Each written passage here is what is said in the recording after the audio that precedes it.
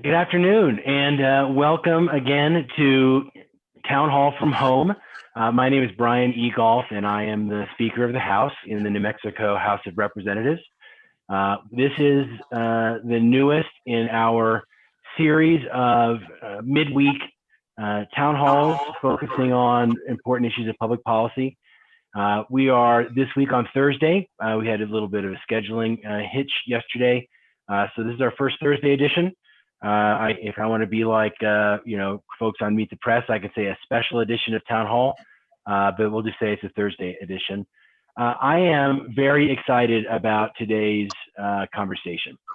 The times in which we are living are troubling, to say the least, from the pandemic to unemployment to the depression in which we find our economy, to the open wound in this country of racial injustice and systemic racism, as revealed once again through the murder of George Floyd, national protests, peaceful protests that have been interrupted and invaded by agitators and anarchists and those who wish to distort, obscure, and block the message of those who are protesting in the name of racial equality and justice. It is a difficult time, to say the least. And we see that we have had an assault on our fourth unofficial branch of government, which is a free and independent press, whether it's from national leaders in Washington to sometimes, unfortunately, folks a little closer to home. The women and men of journalism are under assault as well. The hashtags attacking the media are rampant. And so we wanted to take a few minutes to highlight some of our local journalistic heroes and let them tell about their stories and what it means to be in the media during a time of pandemic and a time of protest and a time of political challenge. We've got four great journalists with us. We were joking a little bit before we started that the next 45 minutes or so are going to sort of be like a lifelong dream of a political person to get to interview and be on this side of the table with four great journalists. So I'd like to kick it off with Rachel Knapp. Rachel is a multimedia journalist with KRQE, Channel 13, the CBS affiliate in Albuquerque, New Mexico. I've gotten to know her over the last several years through her coverage of the legislature. She is a one-person TV crew with her camera and tripod and mic and editing equipment, and the whole nine is in her bag. And she does and has done a great job covering the legislature and making sure that people at home know what folks are up to in the Capitol. And Rachel, why don't you tell us a little bit about your background and also how do you see the importance of your work and why is what you do so important in today's media environment? Sure, yes. Well, thank you, Mr. Speaker. And thank you for all the kind words you've said about me. That's really nice and reassuring. Definitely going to pass that along to my bosses so that they are reminded how hard I work. This is recorded. This is recorded, so you can always come back and sounds good. I'll definitely point them in this direction. So yes, I'm Rachel Knapp. I'm from Austin, Texas. I went to the University of Texas to study journalism. It's where the great Walter Cronkite went to school. Had to follow in his footsteps.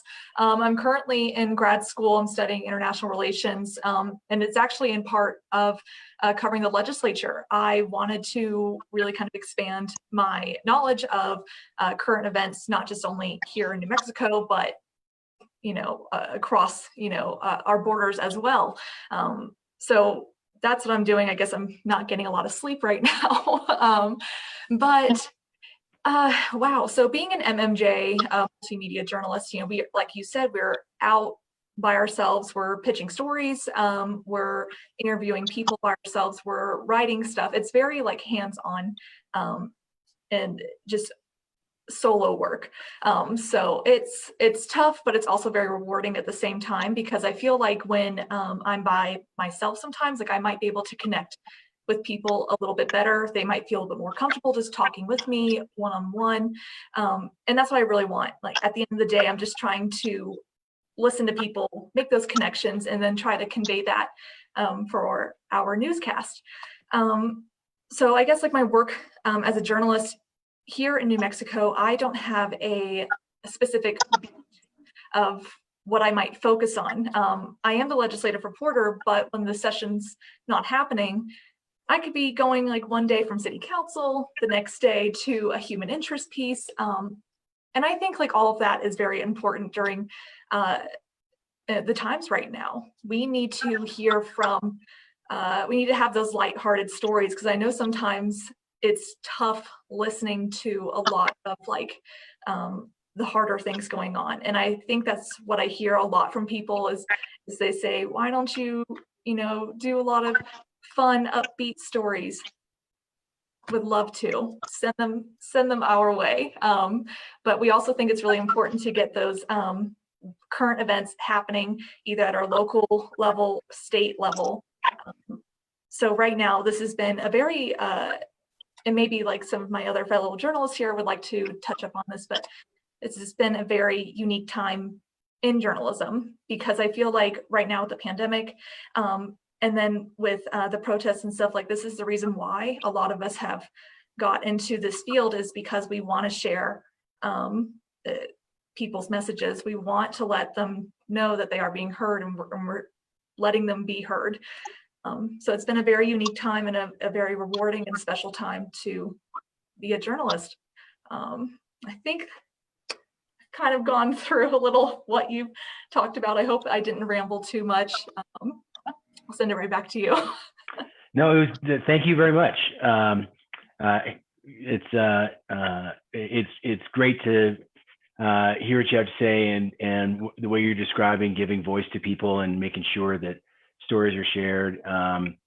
I can imagine, all of us are either admittedly or not admittedly a little lonely from being home so often, and makes the need to have folks getting those stories out all the more important. Next, I'd like to introduce Chris Ramirez from KOB Channel 4, the NBC affiliate in Albuquerque, New Mexico. Chris is an investigative reporter, has been with the station for, quite a while, at least as long as I've been in the legislature, if not before. And I'd like to ask you, Chris, what got you into investigative journalism? What piqued your interest? What drew you to that topic? And can you tell a little bit about what it's like being an investigative journalist during a time of social distancing and government buildings closed down and things like that? What are the challenges and what drew you into the area? Yeah, thanks, Mr. Speaker. So like Rachel, I was the general assignments reporter for quite a few years, and then I think I evolved or graduated into the investigative and political world. And now at KOB, we have a pretty solidified investigative and special projects unit that also encompasses our political work that I manage. And I think we've been able to, in the last 6-7 years, really make our mark in the investigative world here in New Mexico with some of the pieces that we've done. I think the investigative work that local journalists do is some of the most important work that's being done across New Mexico. You really need somebody who's a seasoned interviewer. You really need somebody who understands how to go through complex legislation or has been around the block a few times to really be able to take on some complex issues. And so at KOB, largely because I just won't go away, I think my bosses felt like I was a good fit for that. And so one of the things that's been really difficult in our new world of coronavirus is I strongly believe that news happens outside of the newsroom, news happens outside of Albuquerque. And so for years now, I have spent my weeks, my days crisscrossing New Mexico, sometimes leaving New Mexico, so that we can tell the stories that are so important for our state. And for me personally, I believe really strongly in those human to human interactions. If there's a story in Roswell, we're going to go to Roswell.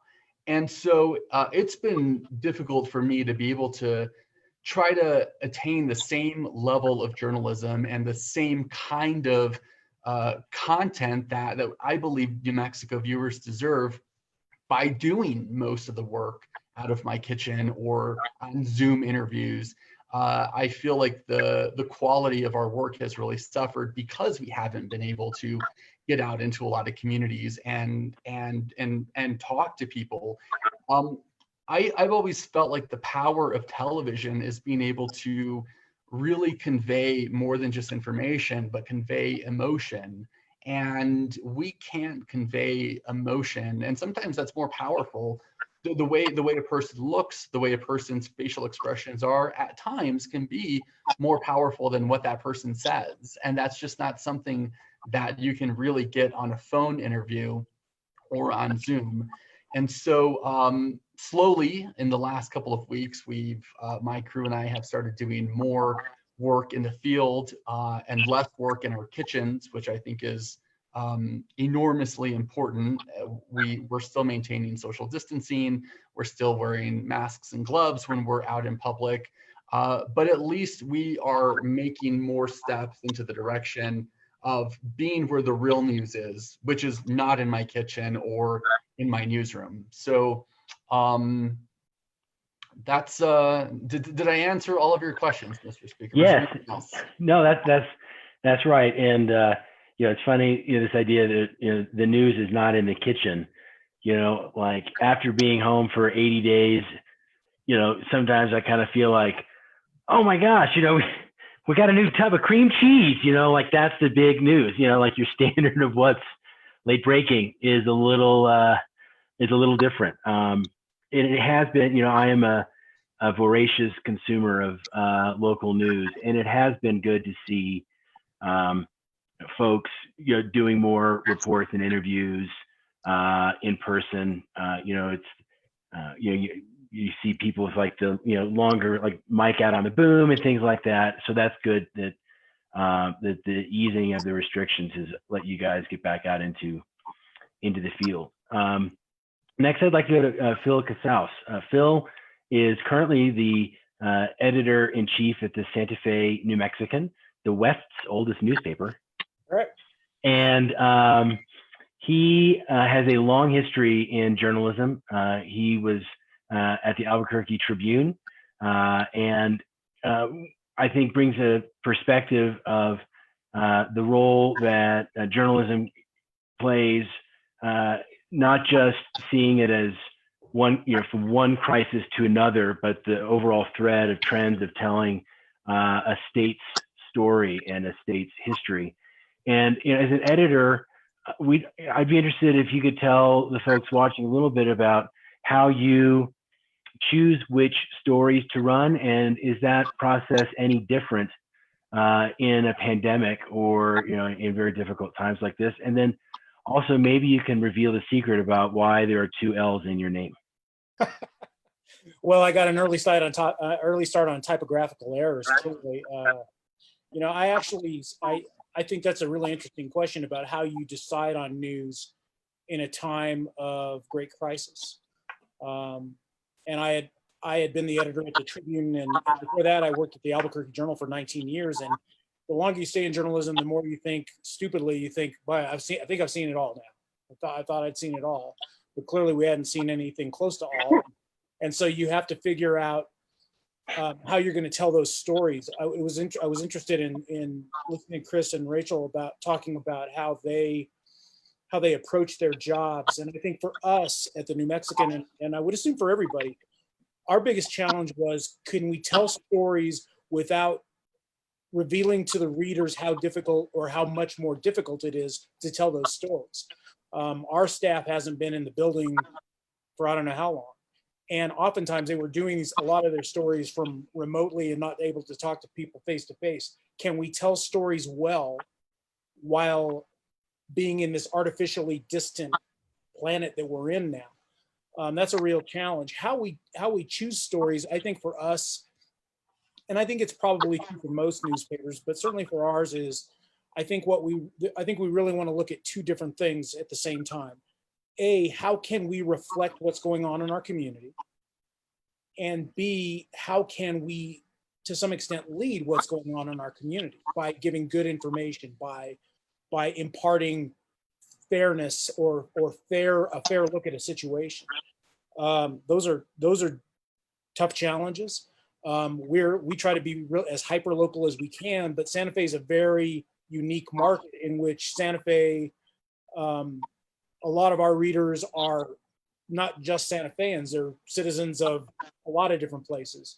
And so we try to balance that in our play and how we choose stories for the front page or for any page. So I think it's a really interesting time.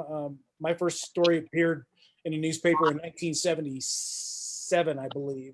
So I've been doing this a long time. I had an eight-year break away from journalism. I've seen newspapers go away that I worked for or ran.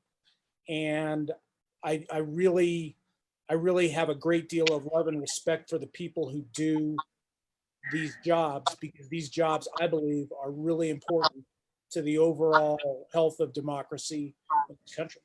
Because I think people, what they need deeply is fair and accurate information. Thank you. Next, we'll go with Dan Herrera, editor at the Albuquerque Journal, perhaps the West's second oldest newspaper. Dan also has a long career in journalism, and I'd like to ask you the same question that I asked Phil. You know, being the other main print outlet in northern New Mexico, how do you choose which stories to run? And maybe I'll add a different piece that we'll circle back and ask everyone, which is, how do you provide proper context without, in your view, exhibiting something that would be, seems like tipping the scales, right? So how do you provide, context without getting into this controversy about false equivalencies and things like that? How does, as an editor, how do you look at that balance? As far as the context, this is what separates a real newspaper, real journalism from blogs, podcasts, guys in their pajamas in their mom's basement and that kind of stuff. We have professional staff. Everything that gets in the paper is read by, at least two other people besides the reporter who wrote it, and we, most of our people have been here a long time and have a lot of experience in journalism. I have been in journalism full-time since 1978 when I graduated from UNM. I worked all 4 years at UNM for the Lobo. Before that, I worked 4 years for the Mustang World at West Mesa. And before that, I was the editor of the Voice of the Panther at John Adams Middle School. Has actually made us change our name in 1969 when I was the editor, because they thought people would confuse us with the Black Panthers. The Adams app 1 year. So journalism has been in my blood pretty much my whole life. A lot of our leadership here are from New Mexico, are either from UNM or from NMSU. So we know the community, we know the history, and we've been around where we can provide that context. And if someone comes in new from the outside, we hire a reporter or somebody. There are enough people here where we can look at stuff and make sure that everything is vetted well. That's the backstop that professional journalism, daily newspapers, professional TV has over all this stuff that's out there now. We have filters, we have professionals, people who do a lot of reading and research and know what's going on. I think that's the backstop in the way that we provide context and try to avoid slanting things. We have, people look for loaded words, things of that nature. Interesting. Rachel, how about you? How do you strike the balance between context and opinion? Right. I'm not a journalist, so I don't know exactly the right term of art, but I don't want to say bias because that's I don't mean to imply that any of you are or have been. It's just I have this idea that just straight facts. Man walks down the street, steals newspaper, right? But there's context, right? And so how do you in your work, how do you strike the balance between context that's explanatory, informative, and stop short of going too far? Right. Well, first of all, that's like, day one of journalism school is how to be unbiased and how to make sure that is like almost that is the ultimate goal is to have an unbiased report. My thinking is, you always have to just let the viewers or the readers decide, lay down the facts. So when I approach a story, let's say, for example, it's a city council story, there's a resolution or something being proposed. We always want to give a context of what that item is, what it would do, and then we go out in the field and we try to find sometimes either just people or maybe the city councilors who could provide kind of like a for and against. That is, I think, our biggest goal, is because we want to make sure that all sides are shared. And sometimes it's really difficult because as a TV reporter, not everyone wants to go on camera, and that is completely understandable. But it's really tough because you need to get people on both sides to either agree to go on camera or agree to let you kind of use what they've said. And it's also in a short amount of time. So I think that's also been kind of tough but thankfully we were able to achieve it, is that maybe not so much Chris, because he might have a little bit more flexibility, because since he is an investigative reporter, he has maybe like a little bit more time on his hands and that kind of thing. But for us general assignment people, we have a minute and a half to share an entire story. And I tell people whenever I meet them for the first time, or if I'm working with them, hey, we might talk for 3-4 minutes on camera, but I'm limited to a time on our newscast. So I might just pull, kind of big thoughts and use something that you've said, just to kind of make sure that their point's getting across and the other like opposition point is getting across as well. So I think that's how I approach, at least on our newscast, had to make sure that it's unbiased, is just really actively finding both sides of the story. So that's my thoughts on it.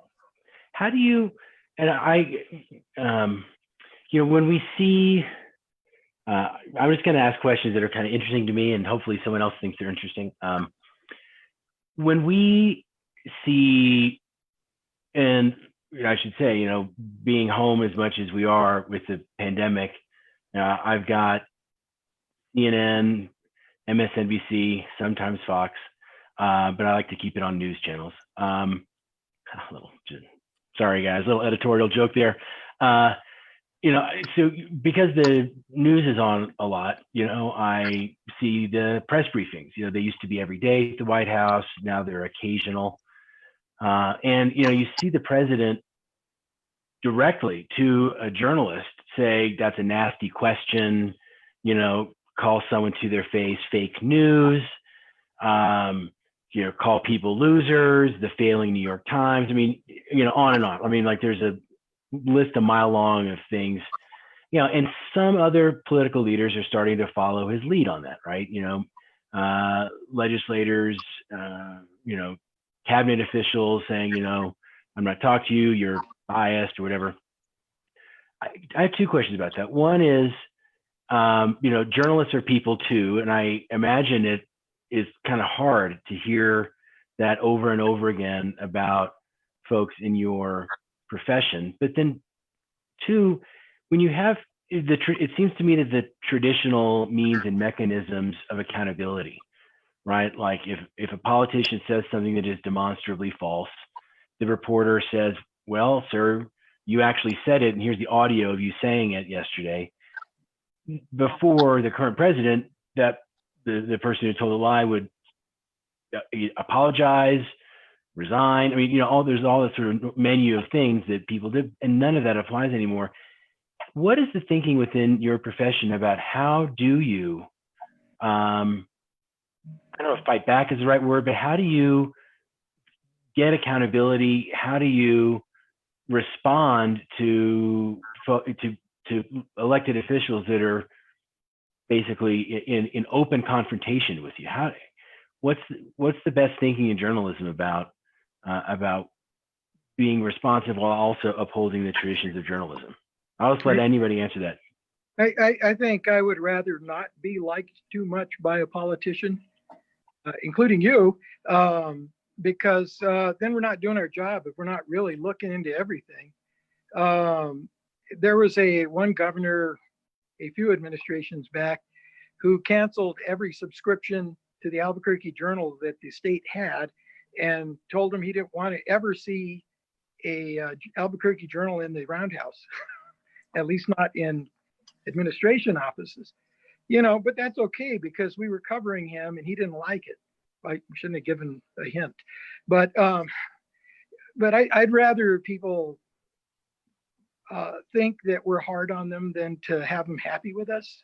To me, we're doing a better job if they have a reason to make sure they're towing the line and doing a clean, good job, because then they don't worry about us finding stuff. So if they say bad things about me, boo-hoo.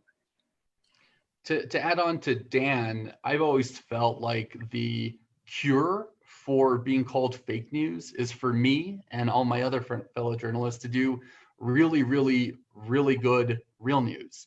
And I think what that means is making sure that the journalism that we're putting out is fact-based, our sources are unimpeachable, and that we are doing our job to show to our viewers or our listeners or our readers that despite what we're being called and despite the rhetoric out there, we're still doing the job of our profession and still doing the job that they expect us to do, which is continue to put out fact-based reporting.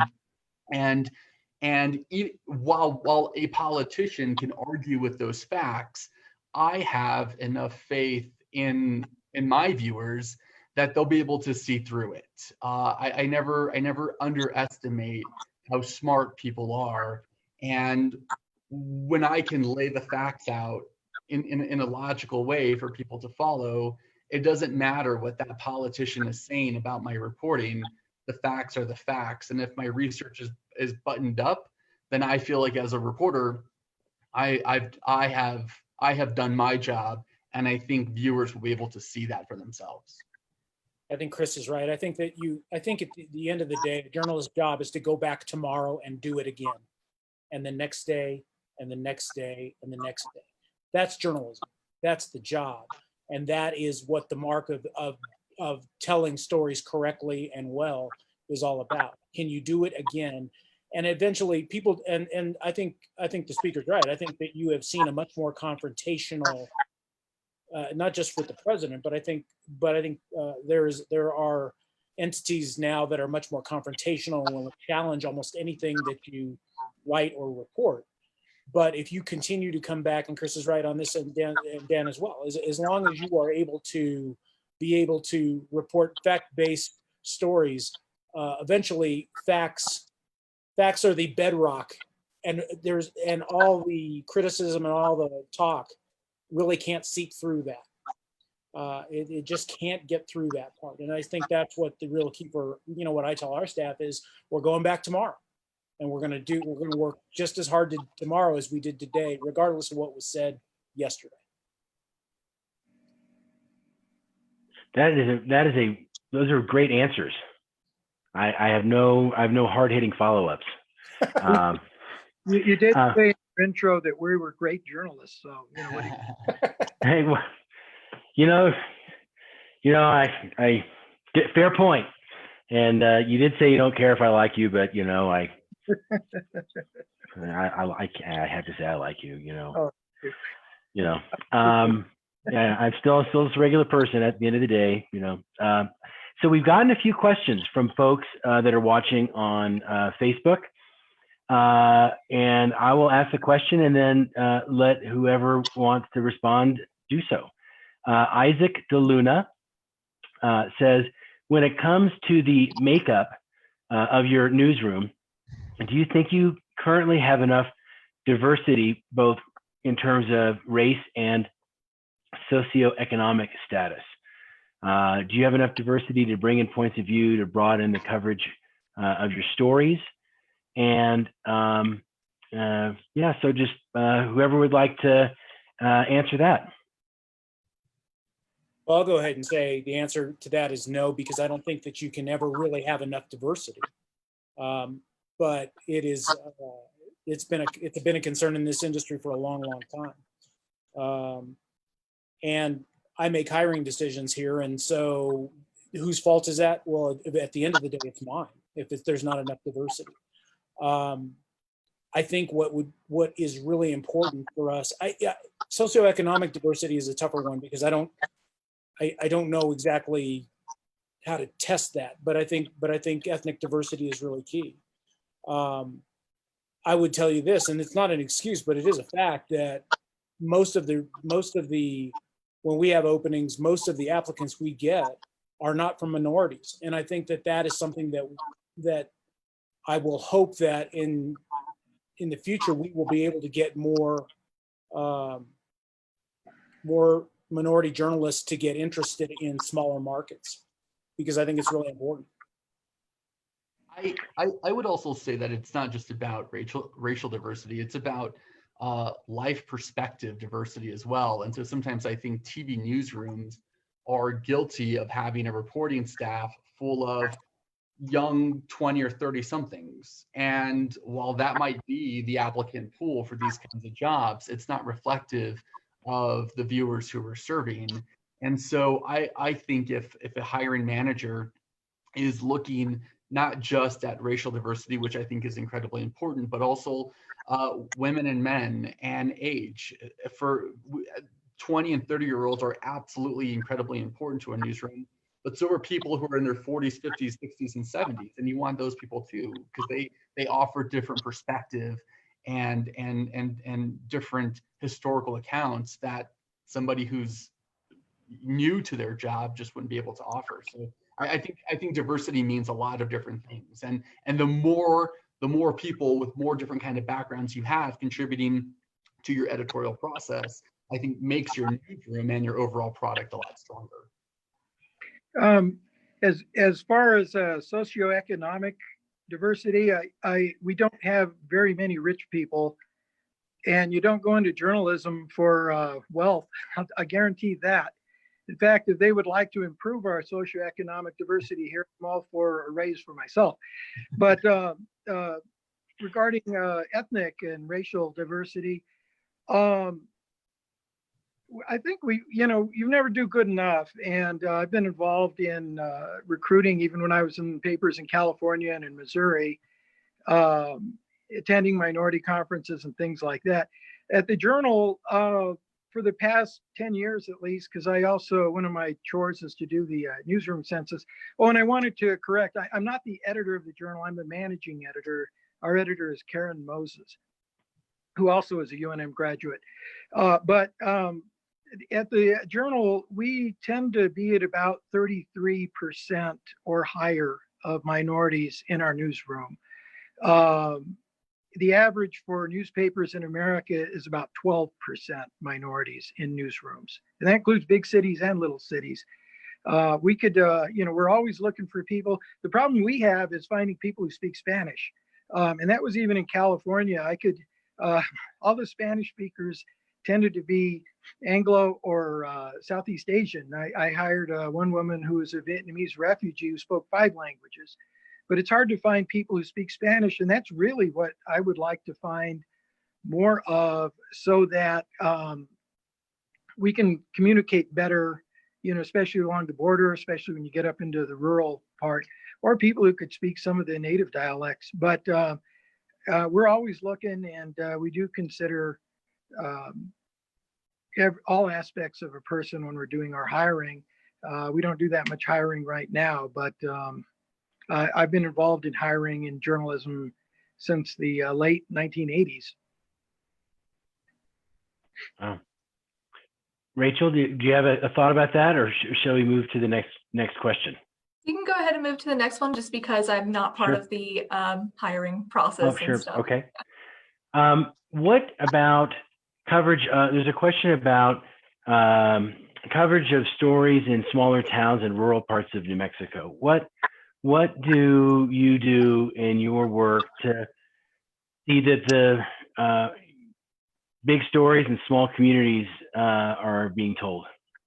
Ooh, I'm going to jump in on this one. So before Albuquerque, I reported in a small area of North Texas, Southern Oklahoma. Very small communities, like 200 people max sometimes.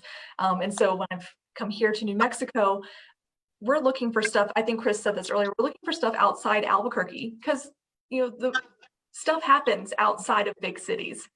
And so when we go to these, at least when I go to these small cities, I want to make sure that I'm speaking to a variety of people. I think it just depends. Like, are we talking about like city council stuff, or are we talking? Okay, so we'll do kind of city council stuff. Obviously, we'll try to listen in on public opinion for the city council meetings, just to get a general idea of what people are saying, maybe what way that they're kind of leaning towards. If it's like a controversial issue and they're very much like passionate towards one side, and then go to them and try to find both sides, and just make sure that you talk to the people in power there, but as well as people who live there, because really those are the ones who are deciding a lot of this stuff. So I think that's really important to continue sharing those smaller town stories, just because, like I said, stuff happens outside of Albuquerque and Santa Fe. And I think that people have the right to have a voice, and it doesn't matter where they're located in our state. Great. Phil or Dan or Chris, what are your thoughts about the stories that come out of smaller communities in New Mexico?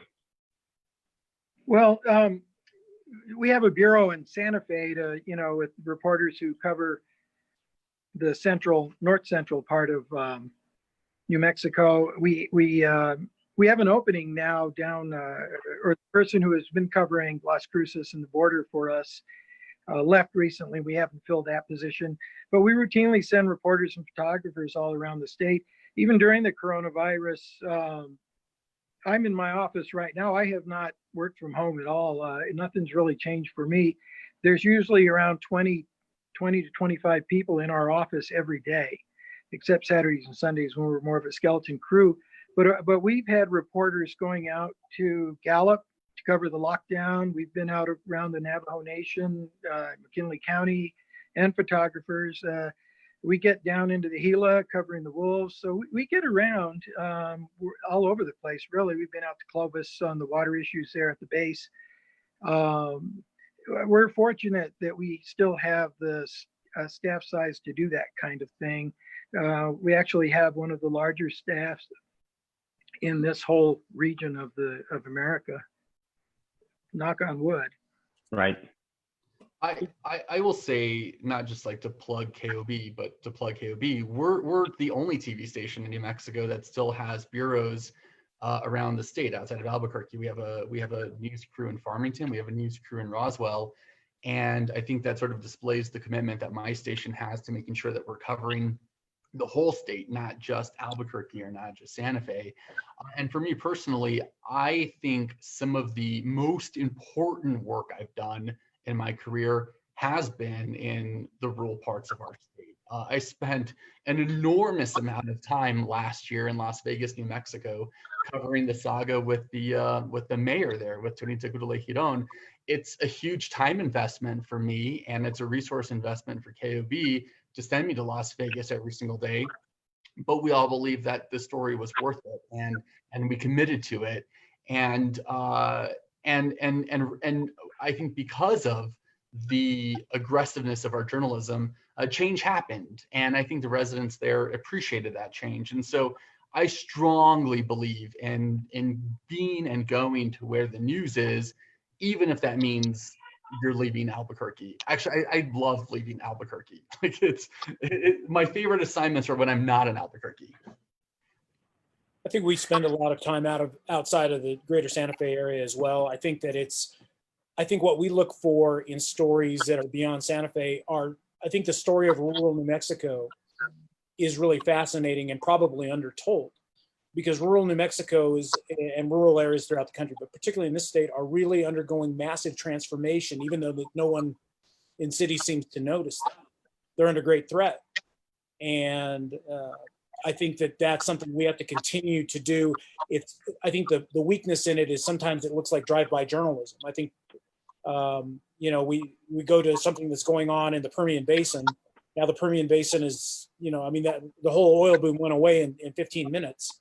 Now, are we going to stay in the Permian Basin? That's the real key, because that's going to continue to be an issue one way or the other that I think we're all going to have to cover as we go, and not just on, oh yeah, remember that? Let's go back. That's a challenge, and it's a challenge in smaller newsrooms. And it's a challenge for us. I know that. Yeah. I think we have time for one more question. And I'll ask Rachel, because of the work you do on city councils, that Cristel Ciarza, I think is how you pronounce it. She is with FOG, the Foundation for Open Government.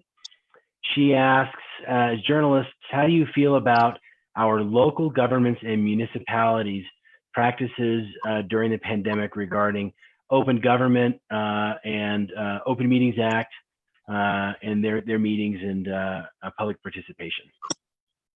Well, I definitely think it's a unique change.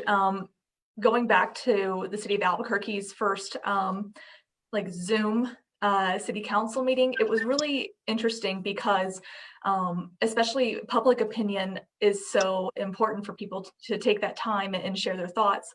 They had to, I believe, submit their public opinion to the city councilors before the meeting even started. So that was definitely really different. So really kind of only heard opinions of city councilors during the meeting, as opposed to hearing what normal folks would say about a topic on the agenda. This pandemic has definitely changed, I think, a lot for each newsroom and how we all operate. But it's having a hard time, I guess, trying to explain this because it's different. But the city councilors, I think from what I recall, they were just, I believe it was before or during the public health order when it was issued to kind of stay at home and only be out during essential. And I think they made that call to do kind of distance city council meetings. So I think that's been very interesting. I'm curious, as we're getting ready, we're going into special session 2 days from today. We're having lots of conversations about how the meetings are going to be conducted. The House will have floor sessions and committee meetings with some members present by Zoom. And what you've seen from around the state are members of the press.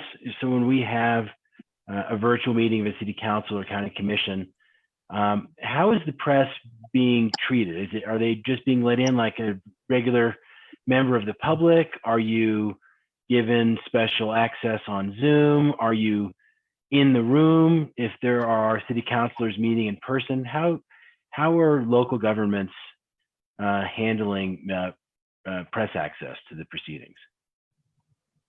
Most here are virtual meetings. So I think I think what's really interesting about this whole thing is I think you see in some ways access has been, I don't even know how to quantify if it's better, but I mean, rarely would you get a chance to ask the governor of New Mexico a question every week, or 2 questions or 3, or actually have a one-on-one dialogue, even in limited form, every week, away from the session time or any of that, at least with some governors. I think the bigger concern, and I think that's been good, and I think that the access that many entities have tried to give media is good. I think what I'm concerned about long term is, will government try, or will agencies try to figure out a way to shield access when things return to whatever normal will look like, to limit any kind of dealing with the media just to those kinds of formats. I think it works well for now. I don't know if it'll work well for long term, and I think that's when we're going to find out who really believes in public access and who doesn't. Yeah. Well, we're planning to have, right now, the tentative plan for the legislature is, we don't know the number. It's not going to probably be fixed, but credentialing members of the press to be in the building. The building will be closed to the public, but we figure 10 or 15 credentials a day. It's not to be exclusive. So if there needs to be more, we can have more, and that they'll be up on the 2nd floor where the galleries are.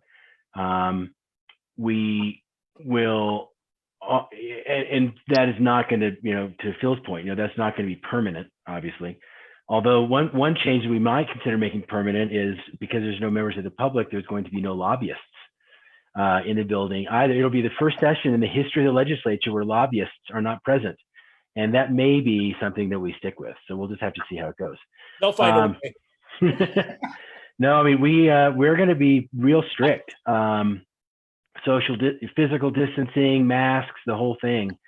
If members of the legislature want to be on the floor, they're going to have a mask, and we're going to take it very seriously, because the reality is you're putting 112 people, probably 220 people with staff in a very tight spot, or tight space. And it appears we do still have some community spread in New Mexico. So we want to make sure that folks are healthy.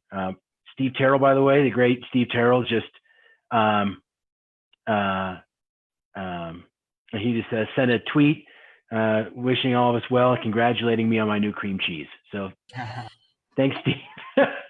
That's a good reminder that people listen to what we say on social media, so we need to be careful.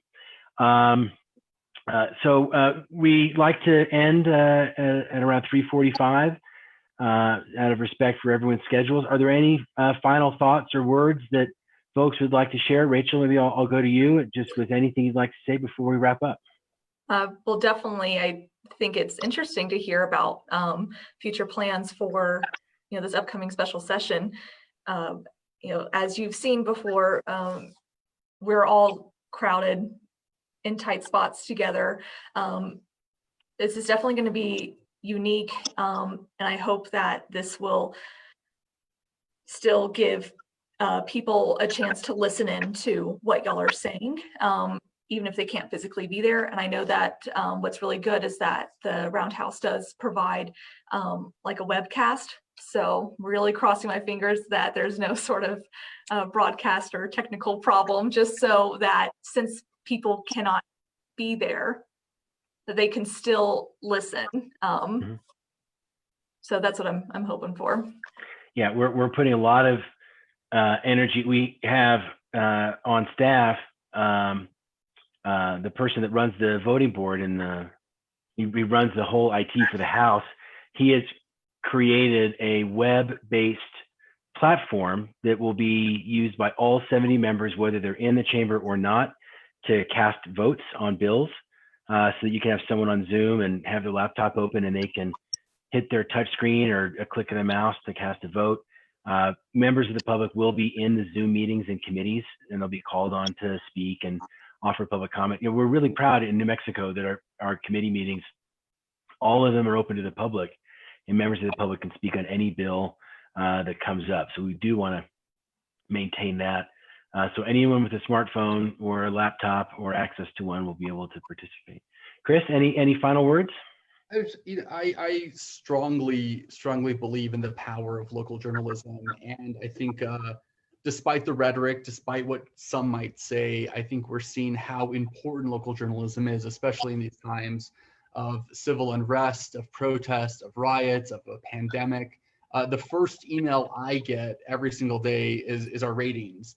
And what we're seeing is more people wanting to consume local journalism today than ever before, because people want to know what's going on in their own communities. And so I think it's important that even though there might be some politicians around the country and some people who have choice words for journalists, the work that we're doing, I think, is really important, and we're providing an important service for people who need information, especially in a public health emergency.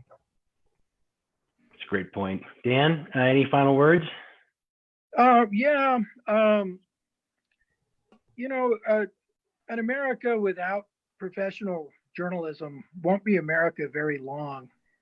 But I wanted to just say that a free press is not free. And I think people need to be aware of that and be more willing to subscribe and pay for the news they're getting, because it costs a lot of money to put the newspaper out every day. Journalism as an industry made a huge, stupid mistake in the mid-90s when they started throwing all their news out onto the web for free. People got used to not paying for it. The music industry did the same thing. And we're paying for it today, in that a lot of papers are closing down all over the country. There are a lot of layoffs of journalists. In 2002, there were 68 daily newspaper journalists, and today there's about 32,000. So we can't provide the coverage, and it doesn't magically appear just because it shows up on Drudge or the daily whatever blog. It costs a lot of money to produce newspapers, and people are just going to have to start paying for it, because our old business model of relying on Mervyn's and Montgomery Ward and all these stores that don't exist anymore to pay for your news, they don't exist anymore. And so we're looking for a new model to make us survive. If you like to read what's going on here, if you want to have news that's professionally vetted, that we try to do our best in being complete and accurate, it's going to cost, and someone's going to have to pay for it, because I'm cheap, but I'm not that cheap.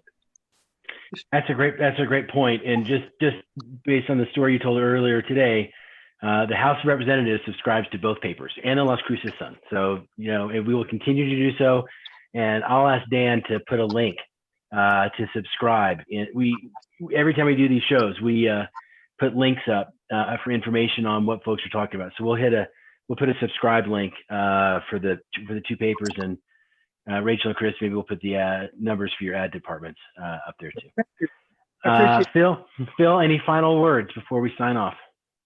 Yeah, I think the things that, thank you very much for the opportunity to visit. I've really enjoyed it, and hearing from my colleagues around the state and talking about New Mexico.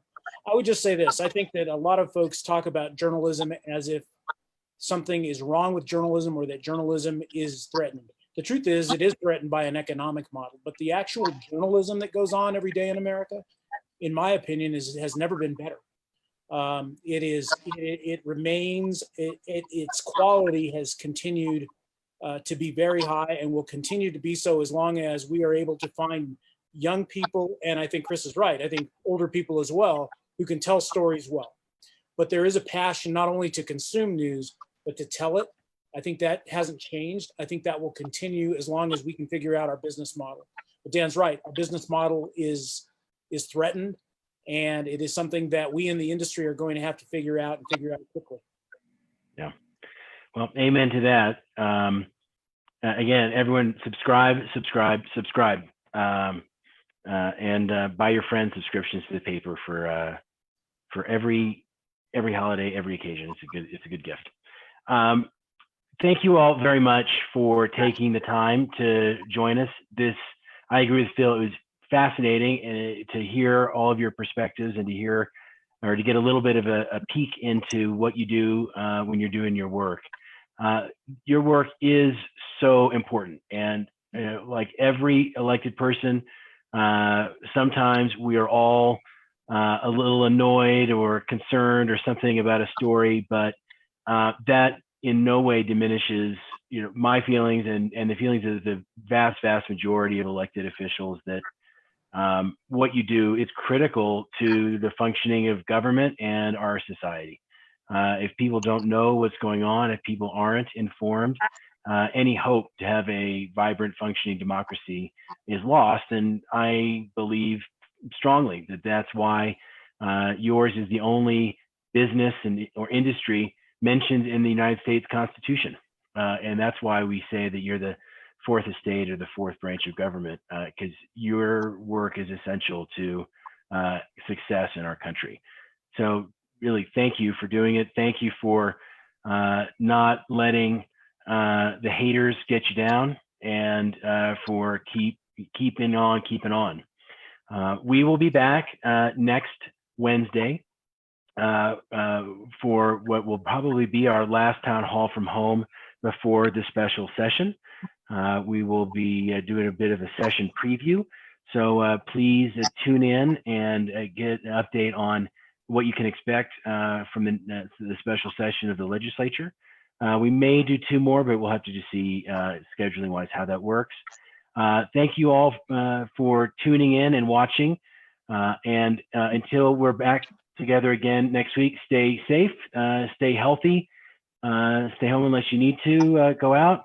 I can say now your local restaurants would love to see you dining out in a safe COVID safe practices way, and continue please as much as you can to support your small businesses. We've got a long road ahead of us for economic recovery in New Mexico, and to the extent you can, please let's all do our part to help out our friends and neighbors of small businesses and restaurants in our communities.